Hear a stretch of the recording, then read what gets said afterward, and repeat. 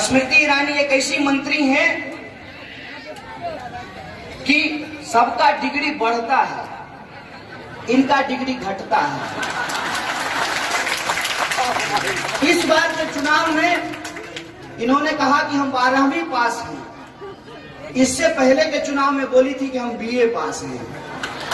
तो बताइए, वही कहावत है ना, जाके पैर न फटे विवाही हो का जाने पीर पढ़ाई। जिसने नहीं की हो पढ़ाई लिखाई वो तो यूनिवर्सिटी में जो है मारपीट और दंगाई ही हो सकता है ना। स्मृति ईरानी यही संकट भी है, इनके पास स्मृति ईरानी है तो इनको लगता है कि शाहीन बाग की महिलाएं बिकाऊ हैं। ये यही सोच सकते हैं। कहते हैं ना, संगत से गुण होत है, संगत से गुण जात। जिसके संगत में रहेंगे वही नजर आएगा। स्मृति ईरानी ने उल्टे रोहित वेमुला के ऊपर कार्रवाई करवाई और वो स्टूडेंट आंदोलन करते करते अपनी जान को कुर्बान कर गया। आज देखिए, जिस स्टूडेंट को ये लोग आतंकवादी साबित करने की कोशिश कर रहे थे, वो स्टूडेंट आज इस देश में छात्र आंदोलन का प्रतीक बनकर के उभरा है और पूरा देश 17 जनवरी को शहादत दिवस मना रहा था। ये होती है सच की ताकत। आपको भी बदनाम किया जाएगा, तरह तरह की बातें कही जाएंगी। अभी तो ये कहा जा रहा है कि 500 रुपया और बिरयानी मिल रहा है, कल को कुछ और कहा जाएगा। मैं समझता हूं ये छोटा आरोप है। हम लोगों को तो देशद्रोही कहा जाता है, हम लोगों को तो एंटी नेशनल कहा जाता है, लेकिन आरोप आरोप होता है और सच सच होता है। इसीलिए किसी आरोप से घबराने की जरूरत नहीं है। जिनको आरोप लगाना है उनको लगाने दीजिए, लेकिन आप जिस लड़ाई के लिए लड़ रहे हैं वो लड़ाई न्याय की लड़ाई है, सही की लड़ाई है, हक की लड़ाई है। और हक की लड़ाई के बारे में कहा जाता है कि जान चली जाए, गर्दन कट जाए, लेकिन इंसान को अपना हक नहीं छोड़ना चाहिए। इंसान होने में और जानवर होने में यही फर्क होता है कि जानवर को नहीं पता है कि उसका हक क्या है, इंसान को मालूम होता है कि उसका हक क्या होता है। इसीलिए मैं आप तमाम लोगों से इस बात की अपील करना चाहता हूं कि आप इसकी चिंता मत कीजिए कि इस आंदोलन का क्या होगा। आप ये सोचिए कि आज अगर हम नहीं लड़ेंगे तो कल को जो इतिहास लिखा जाएगा, आपके गोद में जो छोटे छोटे बच्चे हैं वो आपसे पूछेंगे कि बताओ मम्मी, बताओ अम्मी, जब देश पे इतना बड़ा जुल्म हो रहा था तो तुम क्या कर रही थी। अगर आप अपने बच्चों से नजर मिलाना चाहते हैं और अपना नाम भगत सिंह के साथ और अशफाकुल्लाह खां के साथ जोड़ना चाहते हैं, माफी मांगने वाले सावरकर के साथ नहीं जोड़ना चाहते हैं, तो ये लड़ाई लड़िए।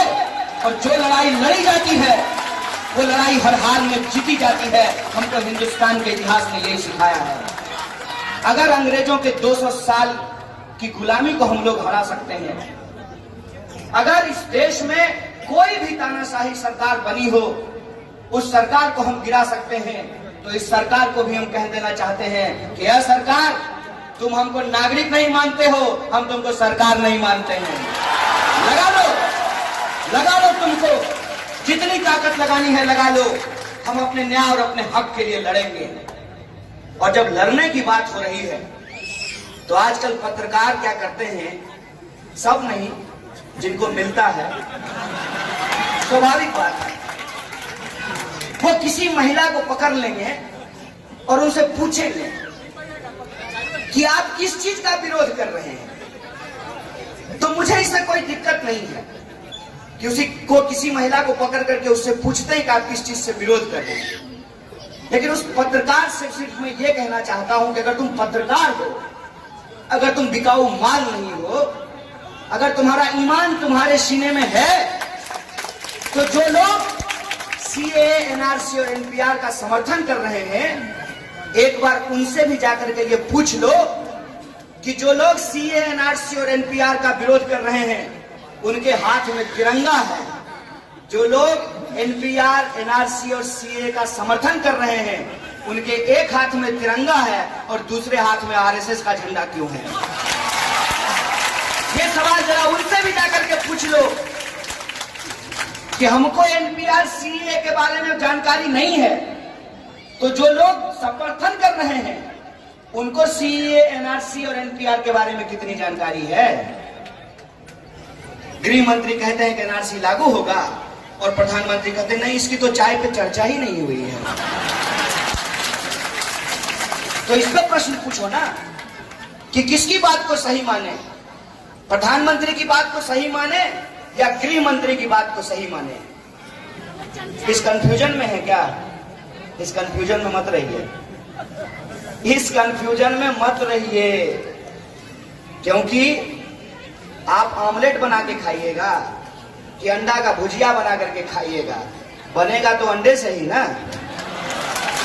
इस कंफ्यूजन में मत रहिए। गोदाम ही खराब है, गोदाम ही खराब है।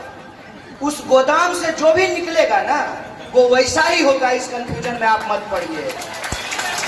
पहले क्या कहा जाता था? नहीं, अटल बिहारी वाजपेयी उदारवादी आदमी है, अडवाणी बदमाश है। उसके बाद क्या कहना शुरू किए? नहीं, अडवाणी जी तो बड़े अच्छे हैं, मोदी जी ठीक आदमी नहीं। उसके बाद क्या कहना शुरू किए कि नहीं, मोदी जी ठीक आदमी है, अमित शाह बहुत बदमाश आदमी है। क्या फर्क पड़ता है? क्या फर्क पड़ता है? हम क्यों इस भ्रम में रहना चाहते हैं? हम सीधा सीधा एक जवाब चाहते हैं कि इस देश के संविधान ने जब ये कहा है, इस देश के संविधान की प्रस्तावना में जब ये लिखा हुआ है हम भारत के लोग, ये तो नहीं लिखा हुआ है हम मुसलमान, हम हिंदू, हम ब्राह्मण, हम दलित, हम काला, हम गोरा, हम मोटा, हम पतला, हम दूल्हा, हम लंगड़ा, है लिखा हुआ।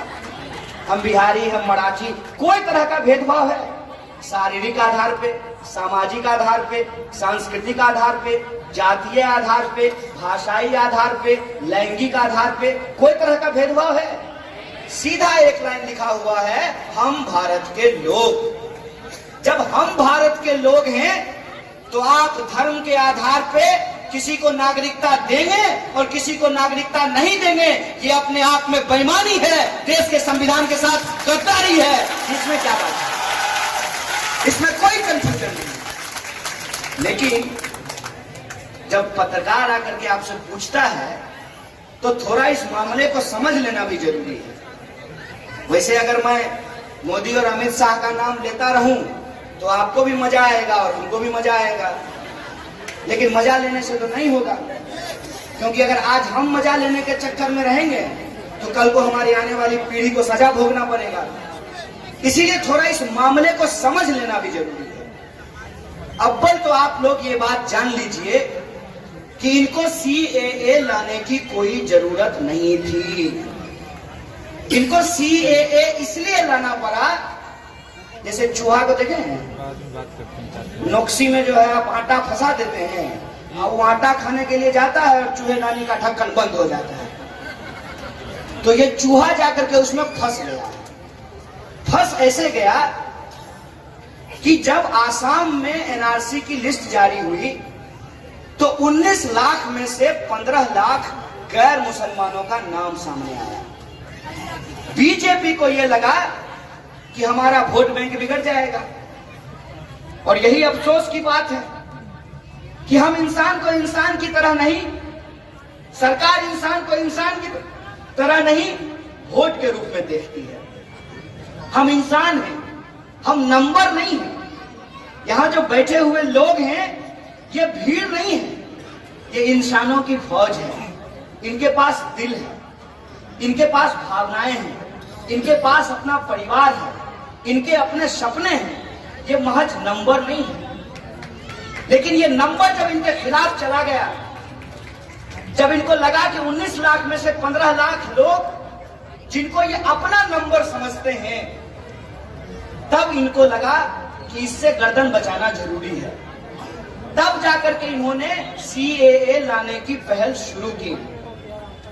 जबकि हकीकत यह है कि 2003 में ही जब अटल बिहारी वाजपेयी की सरकार बनी थी, इसीलिए मैंने वो उदाहरण आपको दिया। 2003 में ही ये नागरिकता संशोधन कानून पास कर चुके हैं। 2003 में उस नागरिकता संशोधन कानून के हिसाब से सबसे पहले देश में एनपीआर तैयार किया जाएगा, नेशनल पॉपुलेशन रजिस्टर। और एनपीआर कैसे तैयार किया जाएगा? तो सरकारी बाबू आपके घर में आएंगे और आपसे पूछेंगे कि ये बताइए कि आपके दादाजी कहां पैदा हुए हैं, आपकी भाषा क्या है, आपका खान पान क्या है। वो ये जानने की कोशिश करेंगे कि आपके पूर्वज कौन हैं। सबसे मजेदार बात तो ये है कि इस देश में दादाजी को तो छोड़ दीजिए, दादाजी से ही पूछिएगा ना, कोई भी बच्चा जाकर के पूछना कैसे दादाजी बताइए आपका हैप्पी बर्थडे कब है, पूछना किसी दादाजी को, तो दादाजी कहेंगे उस साल बाढ़ आई थी, बहुत बरसात थी, जलजला आया था, उसी साल हम पैदा हुए थे। दादी को पूछना कि दादी कब पैदा हुए थे आप, अरे वो समय जो है बड़ी कड़ाके की ठंड पड़ रही थी, अम्मा बता रही थी, भैंस को 2 बच्चा भी हुआ था। अब ना भैंस है ना भैंस का बच्चा है कि भैंस से जाकर के पूछें कि मेरी दादी का हैप्पी बर्थडे बता दो जरा। दूसरा हकीकत ये है, ऐसा नहीं है कि हमको मोदी जी से कोई व्यक्तिगत दुश्मनी है, इतना फुर्सत नहीं है हमको, इतना फुर्सत नहीं है। अब एक बात बताइए, आप सड़क से चल रहे हो, अब कुत्ता आपको काट लेता है तो आप पलट करके कुत्ता काटने लगते हैं?